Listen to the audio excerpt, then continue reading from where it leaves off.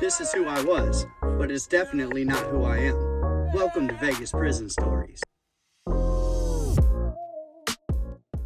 Here we are, part 3, the very last in the A-Dub indictment. So the first two in part 3 are going to be Big Jess Guth and his woman, Norma Snyder. Now, Big Jess has an A-Dub patch. He is a patched-in member.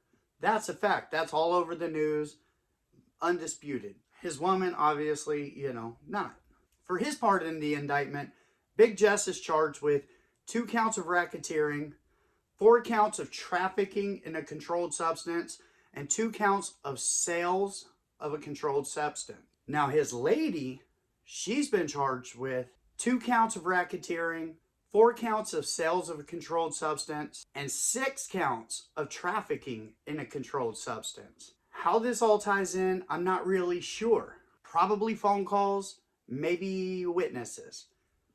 We'll dig a little bit deeper and we'll figure it all out. On March 11th, 2019, Big Jess and his woman Norma, they allegedly sell to an informant, somebody dirty. They're calling him TM in the indictment. Obviously, they're not going to give this person's real name. They sell TM 256 grams of that crystal light, doing big things. Now, 10 days later, on the 21st of March 2019, they sell TM another 260 grams. This dude was coming in hot. I would have been, there's zero chance I'm going to sell you this and then I'm going to sell you that. You ain't, You ain't coming around here looking for teeners and all of a sudden you want 260 grams. Beat feet, dork. Now, 6 days after that, old TM comes by again. Wants that same 260, and they serve him up proper. Now, Big Jess and Norma are 2 of, I believe, only 3 people that actually talked to the news and did an interview from Clark County Detention Center. Here's those interviews. Are you part of the Aryan Warrior gang? I am not. I am not. Are you a white supremacist?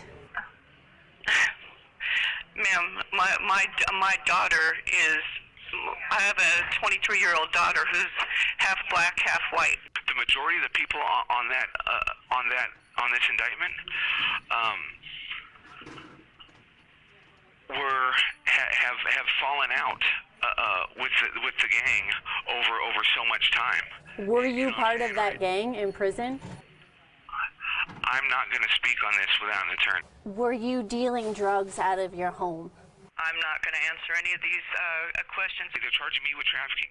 They don't have me selling any drugs whatsoever. So for his part in this, with all those charges, Big Jess takes a plea deal. On September 26, 2019, Big Jess pleads to a single count of racketeering, but he's already off in the feds fighting a case up there. Now, after a little bit of maneuvering, he takes his plea deal. He's able to get himself an OR while he awaits sentencing. Kind of looking a little suspicious, but I don't want to throw something out there that ain't true. Through a bunch of continuances and legal, proceedings, this man has literally been out for almost 3 years now while he's awaiting sentencing, which is supposed to be coming up February 2nd of next year.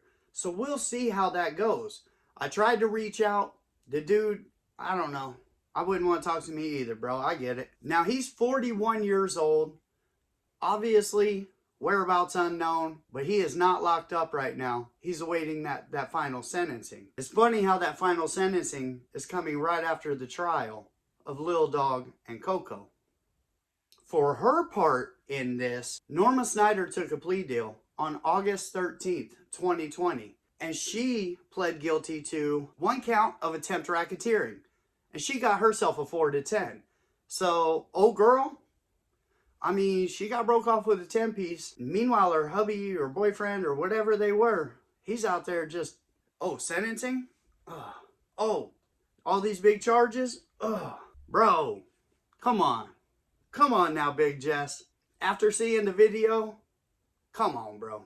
Now, Norma is currently in the Florence McClure Correctional Center for Women in Las Vegas doing her sentence. She has a mandatory parole review of June 2024. She'll probably get it. I'm sure that she will. She's 49 years old. Old girl's in there. She's in the medium custody. She's, you know, she went down. She went down with the ship. On January 10th, 2019, the next two people in this indictment, Cody Cowboy Walker and Steven, I can't even get past his nickname right now, Schizo Giles, allegedly robbed a man named James Durbin in his car. Schizo, I guess, bombed on him a little bit. They took his phone, took his backpack, something like that. Like, I mean, it was a robbery, but like, it wasn't a robbery. For his part in that, Schizo was charged with robbery. He was charged with battery with intent to commit robbery and 2 counts of racketeering. He was also charged with multiple felonies on his arrest. This is where they really hung Schizo out. He was charged with 1 count ex-felon possession of a firearm, 1 count possession of stolen vehicle, and 1 count of carrying a concealed firearm. Now after that, he's later charged with battery by a prisoner and possession or control of a dangerous weapon by a person currently incarcerated. So December 2020 rolls around, Schizo pleads guilty and he's sentenced to 1 count ex-felon possession of a pow-pow, and he got the lesser habitual for that, 5 to 20 years. 1 count possession of stolen vehicle, which they gave him the habitual, 5 to 20 years. And 1 count of carrying a concealed firearm. Guess what? Lesser habitual, 5 to 20 years. Now these are just from his arrest. They haven't even gotten to the indictment and the battery on the inmate. So let's continue with that one. So in November 2021, he takes the plea deal for whatever he did while he was in there. He took the plea deal, was sentenced 2 to 5 years to run concurrent. So basically, as of right now, he's only doing a 5 to 20. Everything's running together. Now, the next month, in December of 2021, Schizo takes the deal on the indictment. He pleads out to a single count of racketeering and was sentenced to, you guessed it, 5 to 20 years to run concurrent with the others. So in aggregate, he's doing 5 to 20. It's all together.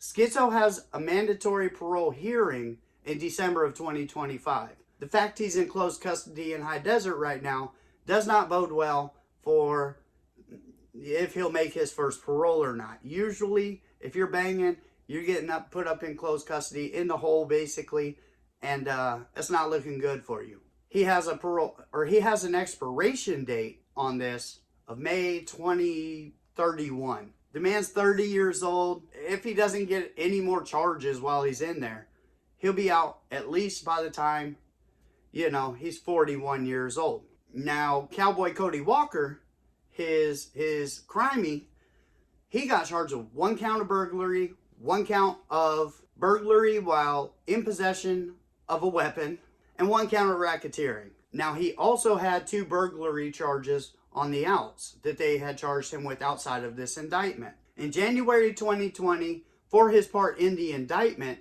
Cowboy takes a plea deal for 3 to 7.5 years on 1 count of burglary. That's not too bad. At least he missed the racketeering charge. That's the one that they're really handing out the decade for right now. Now on the other side, for the other 2 burglaries, he takes a plea deal for 1 count of burglary, gets a 2 to 5 to run consecutive though. So they stacked it on top of him, separate cases, separate sentences, and that's how they got him. His first shot at parole is going to be in September 2025.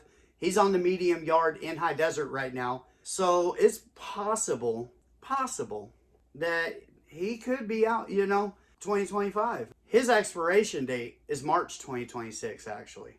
He's still on the first part of that sentence right now, though. On the 3 to 7.5 for the first burglary, which he got more time for that because it's in the indictment, I guess. How's that work? The man pleads guilty to burglary on the indictment, gets 3 to 7.5, pleads guilty in a different court at the same time, though, to 1 count of burglary, gets a 2 to 5. That just goes to show what kind of people Clark County court system is. Oh my God. Cody Walker's 33 years old.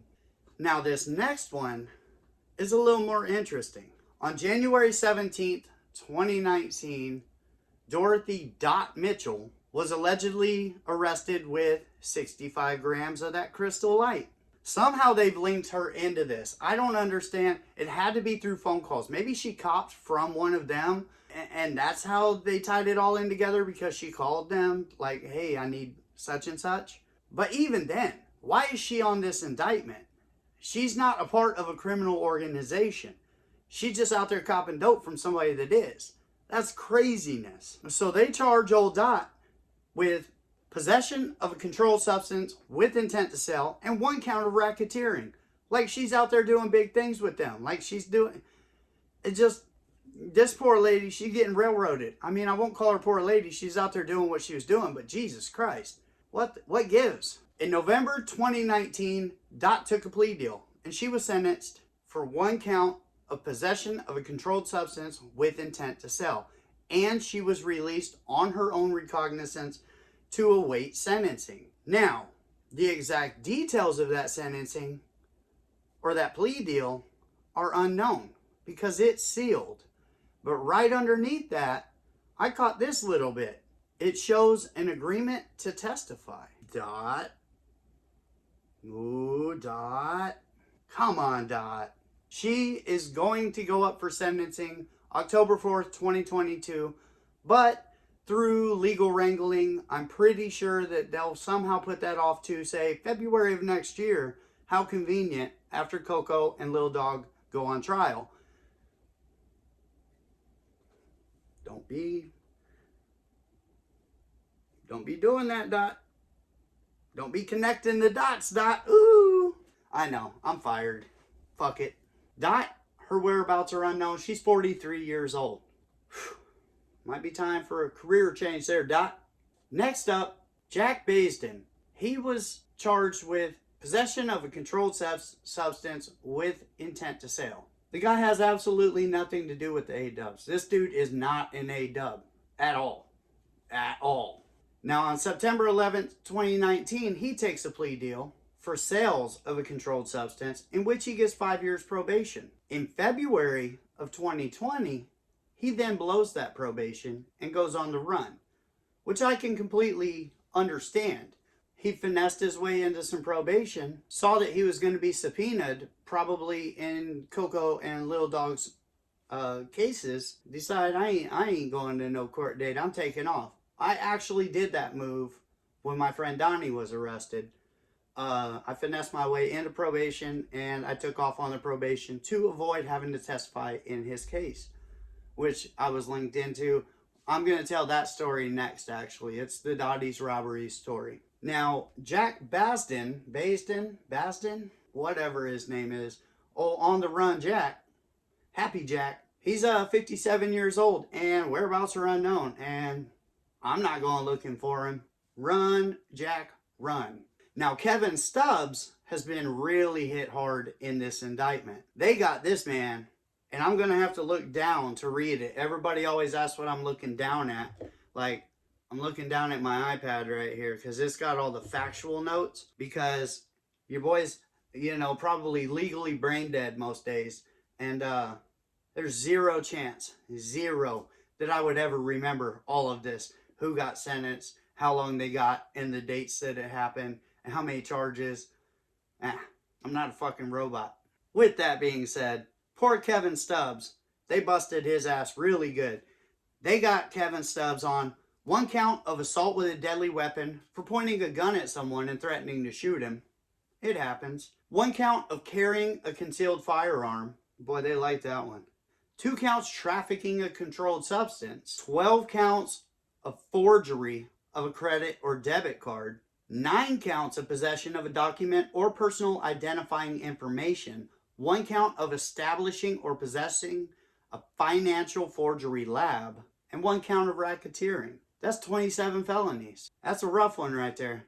You sitting on 27 felonies at one time in a gang indictment. Boy, your feelings, They have already set a notice that they want to seek the habitual against Kevin Stubbs. We already know with Schizo, obviously, that's something that they're looking to do. If they can stack the bitch, which doesn't make any sense to me.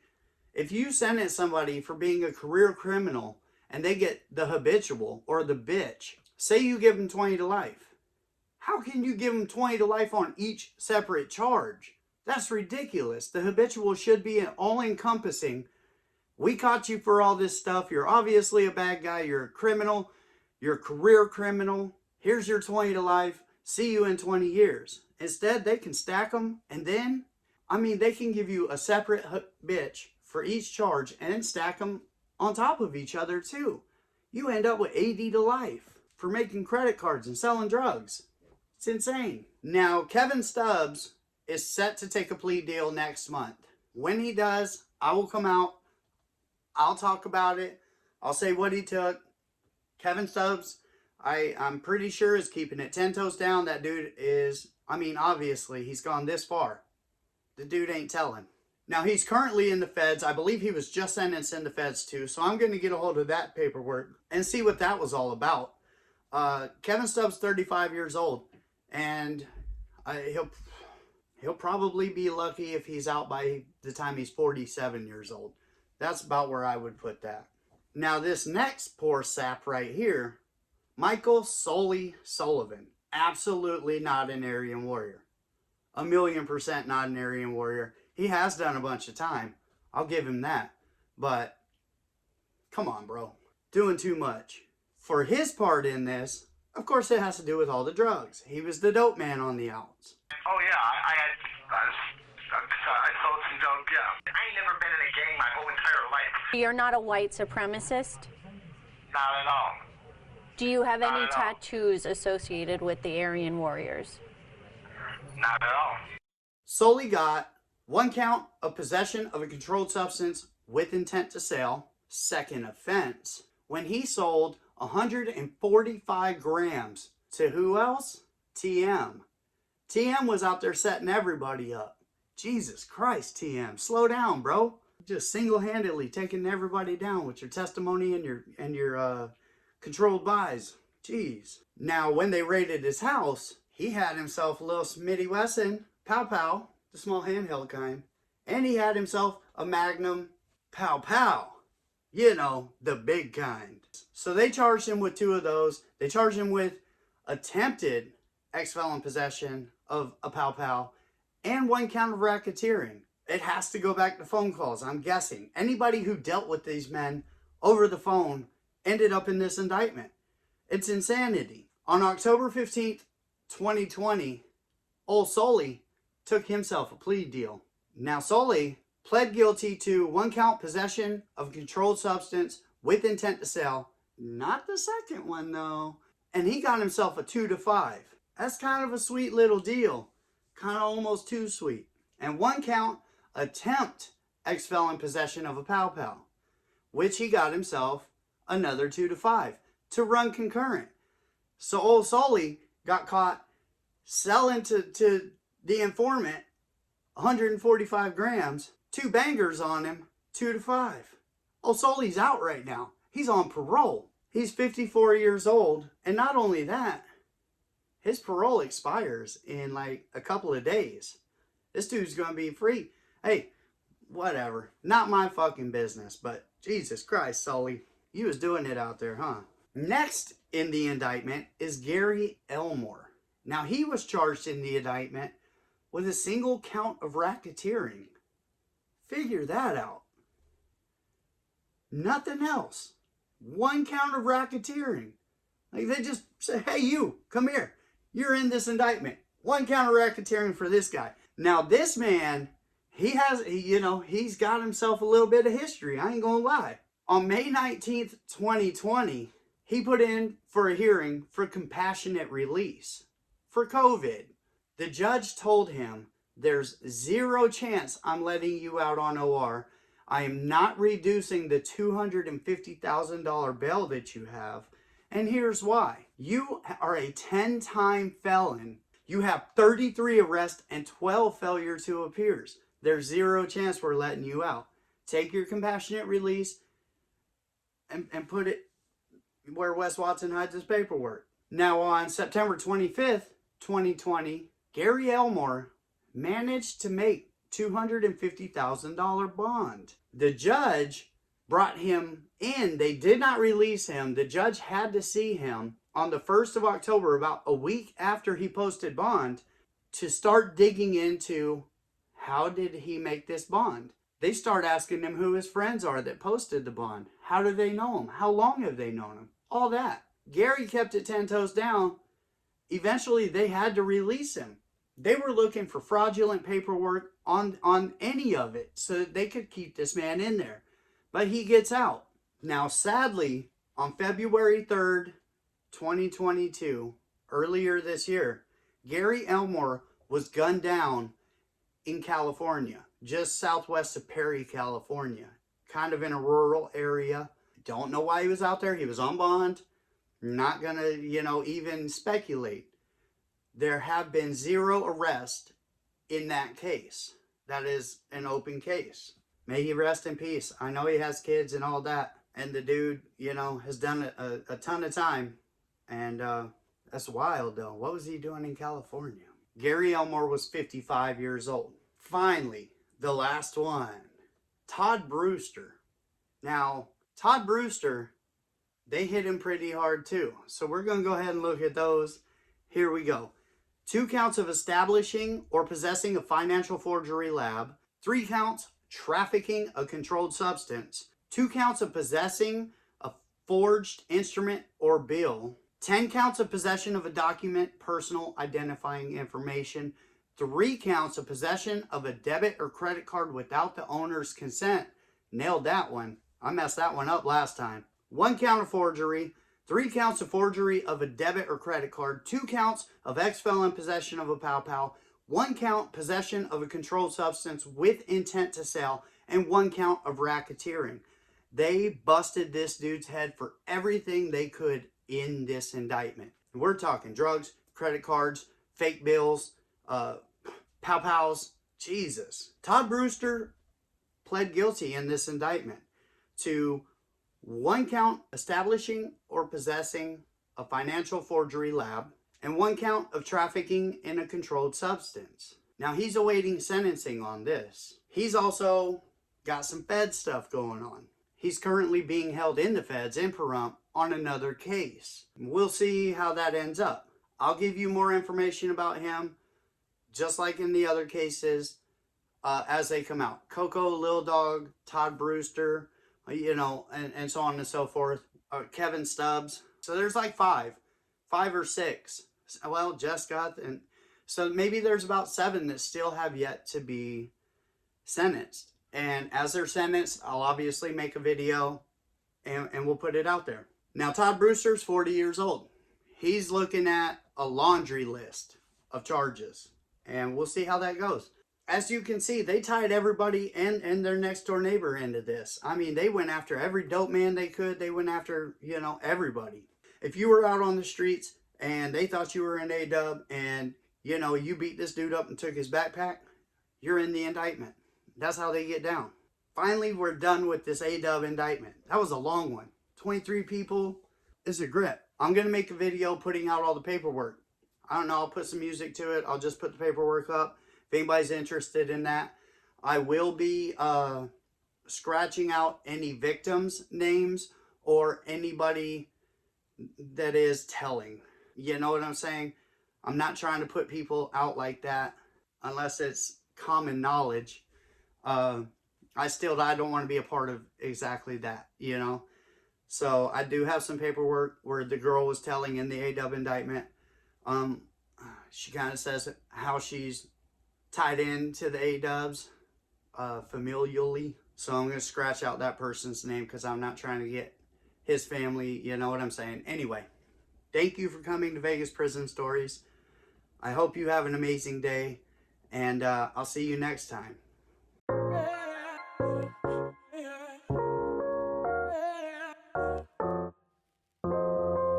This is who I was, but it's definitely not who I am. Welcome to Vegas Prison Stories.